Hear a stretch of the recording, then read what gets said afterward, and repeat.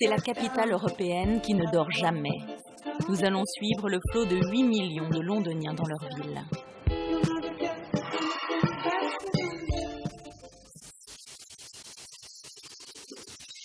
À Londres, rien n'est jamais trop grand.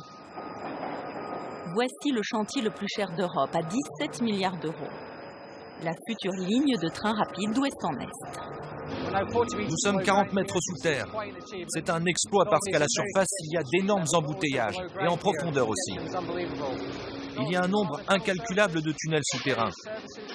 Ceux de la poste, les métros. Le défi, c'est de creuser au millimètre près.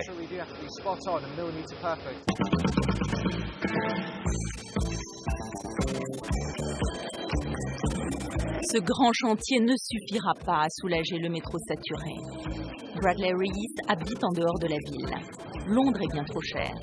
Après plus d'1 heure et demie de train, il se retrouve pris au piège dans le métro.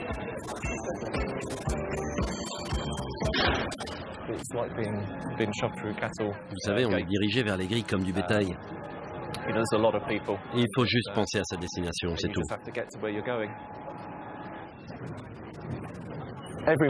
Tous les matins, c'est comme ça. Ma femme ne le ferait pas à cette heure-là, c'est sûr.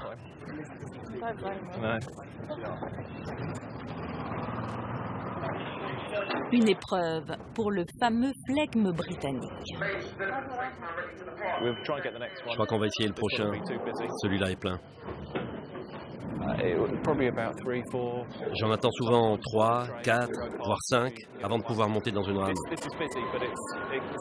C'est la folie sur le quai. Celui-là aussi est plein.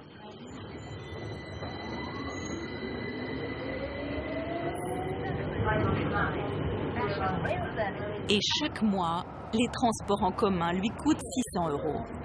C'est le quotidien de Bradley.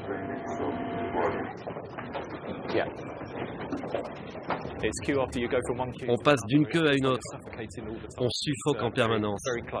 Franchement, c'est vraiment déplaisant.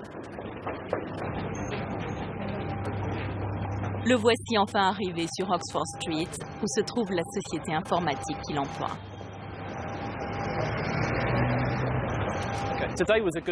Aujourd'hui, c'était un bon jour. Je suis parti à 7h moins le quart. Le train était à l'heure. Bon, à Victoria, vous avez vu comment on s'est retrouvé coincé. 2 heures pour arriver.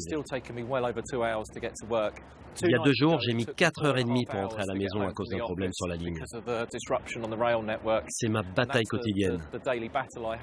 Si je calcule bien, avant-hier, j'ai passé 6h30 dans les transports pour une journée de travail.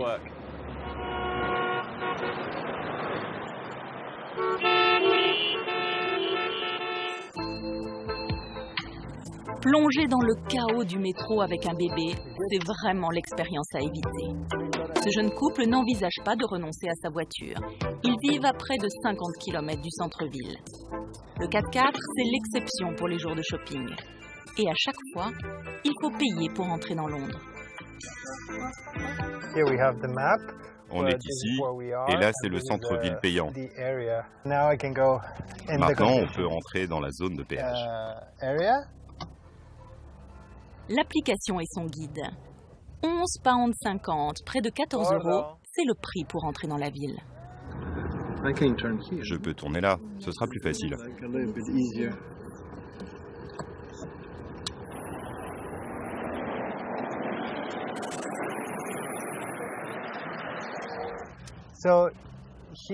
Là, vous voyez le panneau qui indique qu'on entre dans la zone payante.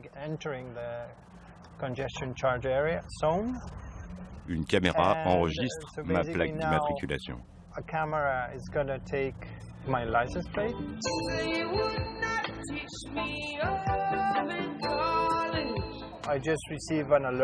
Je viens de recevoir une alerte pour me dire qu'il faut que je paye. Sinon, j'aurai une amende de 120 pounds, 140 €. Ça vous est arrivé?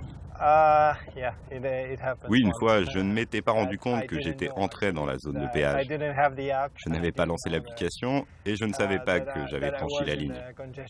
Je m'en suis rendu compte une semaine plus tard, quand j'ai reçu l'amende. Les gens, il faut les responsabiliser, parfois par la contrainte. On taxe bien les entreprises qui polluent. Pourquoi pas les automobilistes, quand ils émettent des particules?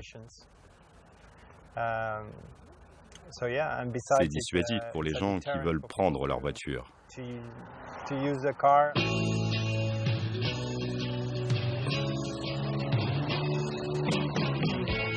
On n'a jamais roulé aussi lentement dans les rues de Londres malgré le péage mis en place en 2003. Tony Travers, chercheur et conseiller du nouveau maire de Londres, estime que ce péage est un échec et un paradoxe.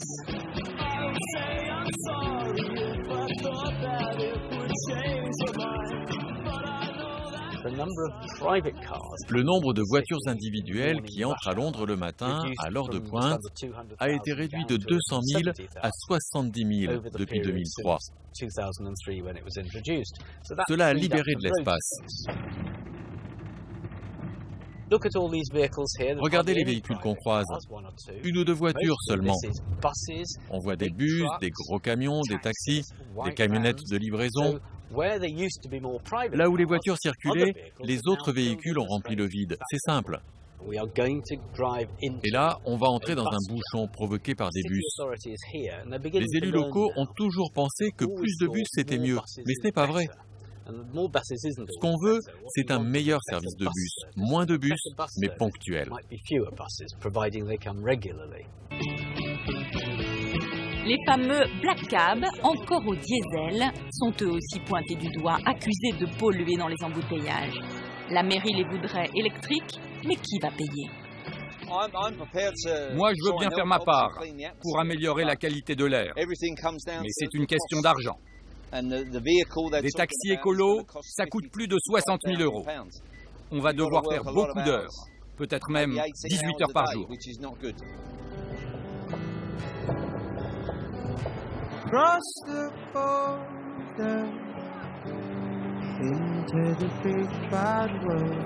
Notre petite famille a pu rejoindre Oxford Street, l'artère la plus fréquentée par les bus et les taxis. Ils font partie du charme de la ville.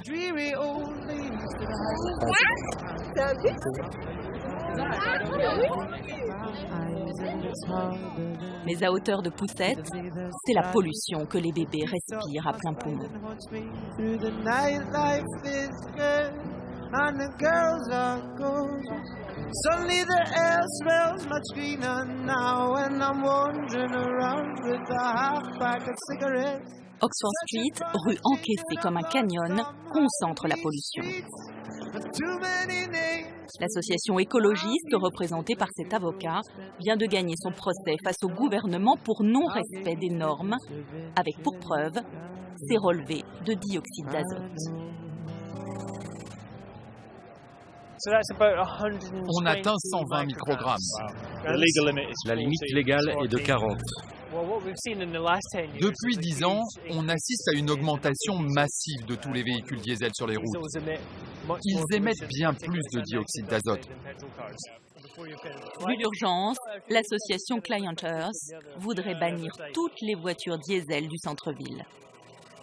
Le nouveau maire de Londres, Sadiq Khan, veut introduire une nouvelle taxe pollution en plus du péage déjà mis en place pour les voitures les plus anciennes et les plus polluantes. Nous, on pense que toutes les voitures diesel doivent être taxées. Un défi gigantesque. Aux Anglais, rien d'impossible. Dans son histoire, Londres a déjà vaincu la pollution par une décision politique forte. Il y a 60 ans, le fameux fog qui recouvrait la ville a disparu quand le gouvernement Churchill a interdit le chauffage au charbon dans les maisons.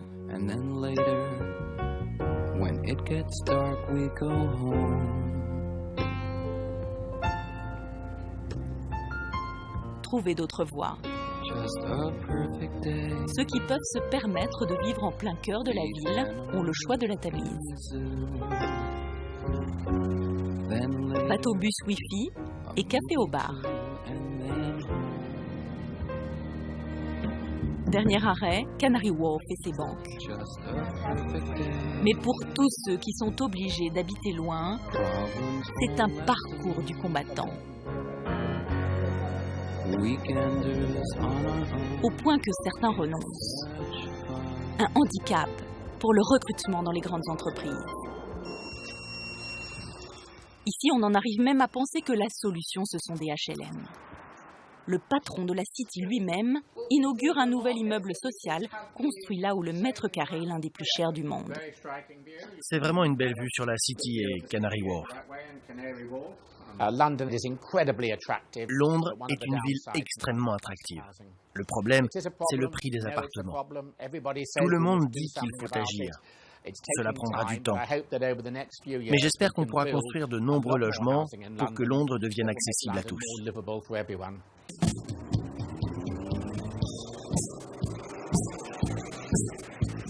La pollution bouscule le mode de vie des Britanniques. Impensable il y a peu, les Londoniens ne jurent plus que par le vélo. Cet architecte a perdu 2 de ses amis cyclistes renversés en ville, mais il reste convaincu que la bicyclette, c'est l'avenir, si on sécurise les voies.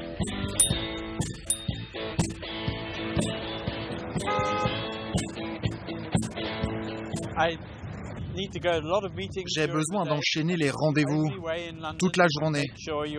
Et c'est le seul moyen d'arriver à l'heure. C'est plus rapide, je peux faire beaucoup de choses dans la journée, et en plus, ça me maintient en forme. L'heure est venue de changer les mentalités dès le plus jeune âge.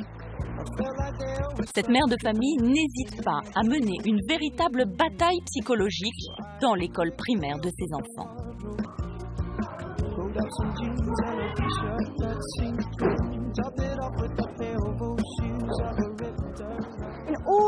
Dans tout le quartier de Camden, la pollution atteint des taux illégaux. Chaque année, 10 000 personnes en meurent. Ça fait combien par semaine? 350. Un peu moins que ça. C'est presque ça. Il y a environ 200 morts chaque semaine. Et qui sait quelles sont les voitures les moins polluantes?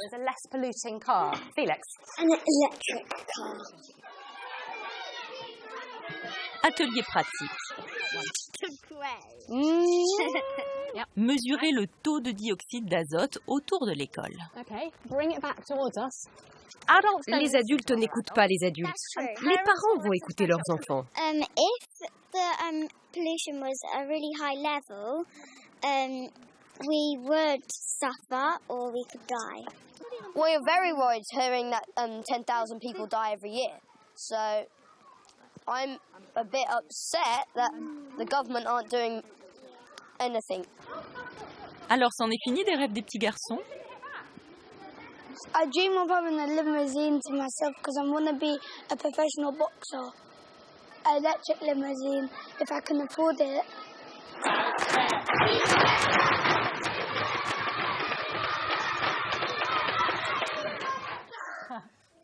Well done! Bien joué les enfants. Qu'est-ce qu'ils disent? Nous, on protège la qualité de l'air. Qu'est-ce que vous leur enseignez? À devenir des militants? C'est ça, on essaie.